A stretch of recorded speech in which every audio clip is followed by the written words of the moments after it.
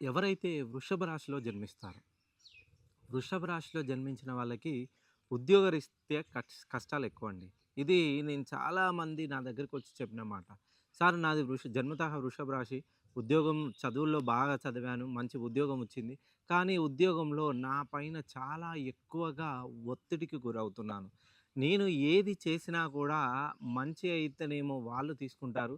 చెడు అయితేనేమో ఆ ప్రభావం అనేది నా పైన ఉంటుంది. ఎవరైతే వృషభ రాశిలో జన్మిస్తారో వీళ్ళకి ఉద్యోగరీత్యా చాలా చిక్కులుంటాయండి. వీళ్ళు ఒకరి కింద పనిచేయడం వీళ్ళకి ససేమిరా ఇష్టం ఉండదు. మేధా సంపత్తి కలిగి ఉంటారు. వీళ్ళ మేధా సంపత్తినంతా ఉపయోగించి నూతనంగా సృజనాత్మకతను వెలికి తీయాలనే ప్రతి ప్రయత్నం చేస్తూనే ఉంటారు. కానీ ఏదో ఒక విషయంలో వీళ్ళకి ఆటంకం, అవరోధం, మెయిన్‌గా అవమానాలు ఎక్కువగా ఎదుర్కోవాల్సి వస్తుంది. వృషభ రాశిలో జన్మించిన వాళ్ళు విదేశాలకు వెళ్ళాలనే ఆలోచన ఉంటే మార్చి 19 తర్వాత మీ ప్రయత్నాలనేది ముమ్మరం చేయండి.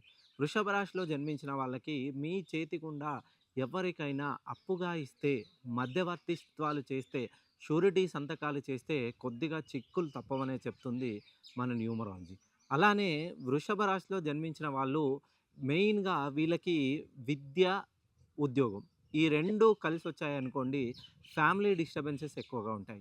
వివాహ విషయంలో ఆలస్యం అవ్వడం, సంతాన విషయంలో ఆలస్యం అవ్వడం, వివాహం అయినా కూడా భార్యాభర్తల మధ్య సఖ్యత లేకపోవడం, ఎప్పుడూ భేదాభిప్రాయాలు రావడం, చిన్న చిన్న ఆస్తి తగాదాలు, ఈ సమస్యలన్నీ కోర్టు మెట్లెక్కే ఆస్కారం ఉంది. ఇది మిమ్మల్ని ఏదో భయభ్రాంతులకు గురి చేయడం కాదు.